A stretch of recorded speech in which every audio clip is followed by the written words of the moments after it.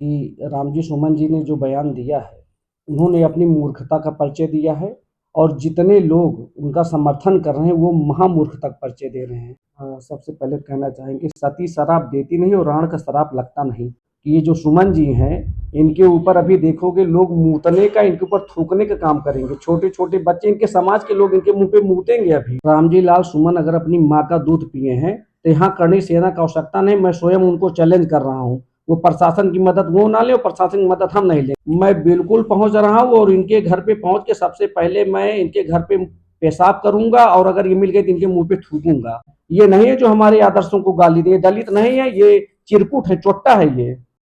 तो नमस्कार दोस्तों, आज हम बात करने वाले हैं उत्तर प्रदेश की राजनीति पे। गर्मा गर्म राजनीति हो गई है उत्तर प्रदेश की। उत्तर प्रदेश की नहीं, पूरे भारत की राजनीति गर्मा गर्म हो गई है।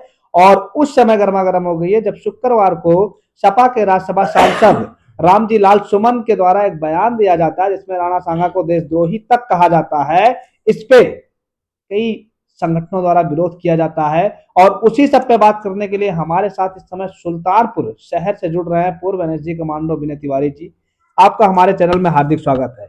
पहला सवाल यही है, भारतीय राजनीति में कोई भी व्यक्ति उठ के अगर किसी भी योद्धा के बारे में कुछ भी बोलता है या आप किस तरीके से देखते हैं, क्योंकि आप भी पूर्व एनएसजी कमांडो हैं, सेना में सेवा दे चुके हैं। सबसे पहले तो बहुत बहुत धन्यवाद आपका।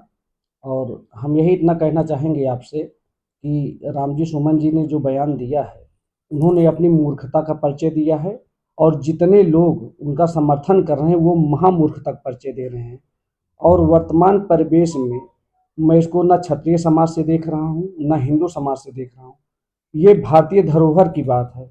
और अगर जिस भी हिंदुस्तानी का, संपूर्ण हिंदुस्तानी का, चाहे वो हिंदू, मुस्लिम, सिख, ईसाई, क्रिश्चियन, कोई भी हो, अगर उसका खून नहीं खौल रहा है, अगर उसको राणा सांगा के अपमान पे स्वयं का अपमान नहीं महसूस हो रहा है, तो वो अपना डीएनए टेस्ट कराए। कहीं न कहीं उसका डीएनए गड़बड़ हो चुका है और उसके अंदर जो राष्ट्रीयता का भाव होना चाहिए वो धूमिल होता जा रहा है। जो रामजी लाल सुमन जी का बयान आया है और उनका कहना है कि बाबर को राणा सांगा ने इब्राहिम लोदी से युद्ध करने के लिए बुलाया था, जबकि उसी इब्राहिम लोदी को राणा सांगा के द्वारा 3 बार हराया जा चुका था। तो इसको कैसे देखते हैं आप?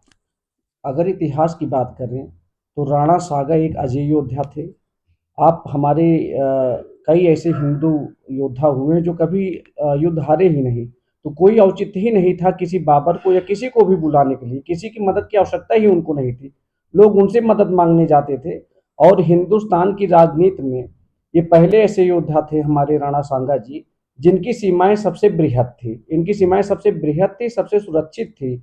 और इतिहास की अगर हम बात करें तो इनके शासनकाल में महिलाएं, बेटियां और जो हमारे आप आज ओबीसी, एससी और जनरल के हिसाब से आप बांट दिए हैं, उस समय सब हम सब एक थे और सब इनसे बहुत स्नेह करते थे, सब सुरक्षित थे, कोई भेदभाव नहीं था। ये तो अफवाह फैलाई जा रही है और ये लोग अपनी मूर्खता का परिचय दे रहे हैं, ये विद्वता का परिचय थोड़ी दे रहे हैं। इनको जितना ज्ञान हो वही बक रहे हैं बस, और इसके अलावा इनके बयान का कोई औचित्य नहीं है।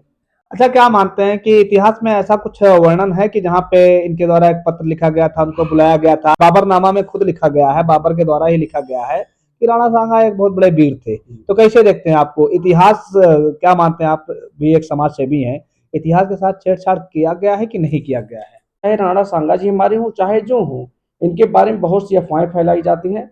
और बाबरनामा में आपको बता दें, जो पढ़े नहीं, सिर्फ देखे भी नहीं होंगे किताब, बाबरनामा में बाबर ने लिखा है कि गाय के बिना हिंदुस्तान की कल्पना ही नहीं की जा सकती, हिंदुस्तानी नहीं, जीवन की कल्पना नहीं की जा सकती।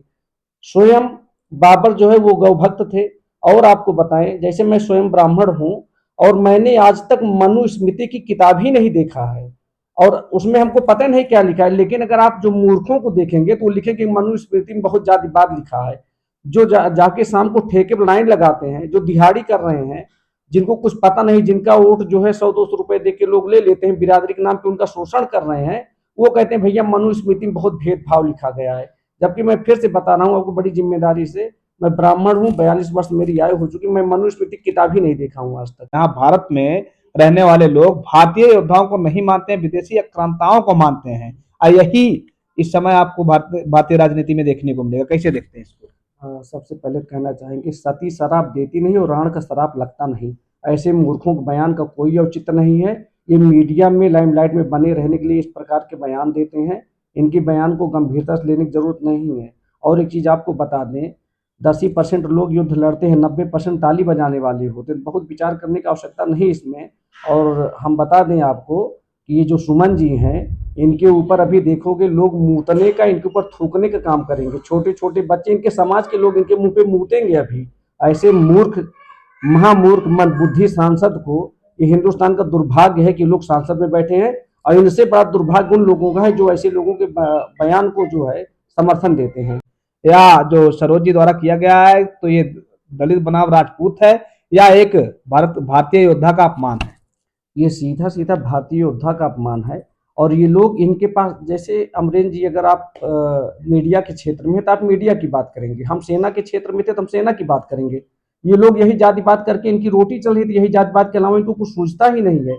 इनको ये नहीं पता होगा दिल्ली से जम्मू कश्मीर की दूरी कितनी है, कुपवाड़ा की दूरी कितनी है, ब्रिगेडियर राजेंद्र कौन थे, कबालियों ने सबसे ज्यादा अत्याचार मुसलमानों के ऊपर किया था, मदरसे में नाबालिग महिलाओं, बच्चियों का बलात्कार किया था। इनको ये सब चीजों से नहीं मतलब भैया। इनको मतलब है कि किसी प्रकार से इनके परिवार का पोषण होता रहे, इसी प्रकार के बयान से ये समाज के हितैषी बनते। जबकि समाज का सबसे ज्यादा शोषण, दलित समाज का सबसे ज्यादा शोषण अगर कोई कर रहा है तो दलित समाज का नेता कर रहा है। ओबीसी समाज का सबसे ज्यादा कोई शोषण कर रहा है तो ओबीसी समाज का नेता अखिलेश यादव परिवार कर रहा है। अखिलेश यादव बता दें कि कितने जो पीडीए कर रहे हैं, अपने शासनकाल के, अपने समय की भर्ती की लिस्ट जारी कर दें, प्रत्येक जिले के जिलाधिकारी और एसपी की सूची जारी कर दें, जिलाध्यक्षों की सूची जारी कर दें, तो पीडीए का सारा आंकड़ा आपके सामने आ जाएगा। इनके परिवार के अतिरिक्त बता दें कितने यादव परिवार मजबूत हुए हैं। एक बयान आप दिखा दीजिए जिसमें अखिलेश यादव परिवार ये कहा हो कि उत्तर प्रदेश का जो सबसे पढ़ा लिखा यादव होगा वो मुख्यमंत्री बनेगा। ये तो कहते भैया तुम लोग यादव बिरादरी के नाम पे ओढ़ दो और मेरे घर का अनपढ़ लड़का भी तुम्हारा राजा बनेगा। सही शोषण तो ये लोग कर रहे हैं, इस पे तो यादव समाज को विचार करना चाहिए। और आपको एक चीज बताएं, हमारा यादव समाज हिंदुत्व के लिए हमेशा अग्रणी रहा है। और अखिलेश यादव अगर राजनीति में नहीं होते तो ये जन्मभूमि की लड़ाई लड़ रहे होते। इनकी व्यवस्था ऐसी है, वोट की राजनीति के चक्कर में कुछ बोल नहीं पा रहे हैं। और दूसरी चीज आपको कहें, हमारे यादव समाज को हम लोग तो आह्वान कर रहे हैं, हम जनरल समाज वाले आह्वान कर रहे हैं कि भैया आप ओबीसी का जो है जो आरक्षण लेके बैठे हो, आप इतने सशक्त हो, मजबूत हो, वीर खानदान के हो, आप लोग ओबीसी का कोटा छोड़िए और सामान्य में आइए, आपका मोस्ट वेलकम हम करते हैं। आप अपने पीडीए भाइयों के लिए छोड़ दीजिए कोटा अपना, तब समझ में आए कि आप कितना सही बोल रहे हो। आप कुल मिला के समाज को बरगलाने काम मत करिए। यही जनता जूता भिगो के रखी है, अखिलेश जी के सर पे इस बार विधानसभा में जूता भिगो के मारेगी जनता, एकदम आप जान लीजिए जिम्मेदारी के साथ। रामजीलाल सुमन ने अभी कहा है कि करणी सेना के द्वारा आह्वान किया गया है कि सभी, मतलब जो जितने हिंदू संगठन है, सब लोग 12 अप्रैल को आगरा पहुंचेंगे। वहां पे राणा सांगा की जयंती मनाई जाएगी, धूमधाम से मनाई जाएगी। और उस पे सुमन जी का कहना है कि अगर इस बार मेरे घर पे तोड़फोड़ होती है, ऐसा कुछ होता है और प्रशासन उससे निपटने में सक्षम नहीं है, तो प्रशासन बताए मैं स्वयं उनसे निपटने में सक्षम हूँ। कैसे देखते इस बयान को? रामजी लाल सुमन अगर अपनी माँ का दूध पिए हैं तो यहाँ करणी सेना का आवश्यकता नहीं, मैं स्वयं उनको चैलेंज कर रहा हूँ। वो प्रशासन की मदद वो ना ले और प्रशासन की मदद हम नहीं लेंगे। आए हमारे सामने, अगर उनकी पतलून गीली ना हो गई तो मैं अपना नाम बदल दूंगा। और दूसरी चीज, मैं करणी सेना को कहना चाहूंगा, आप कौन होते हैं राणा सांगा की लड़ाई लड़ने के लिए?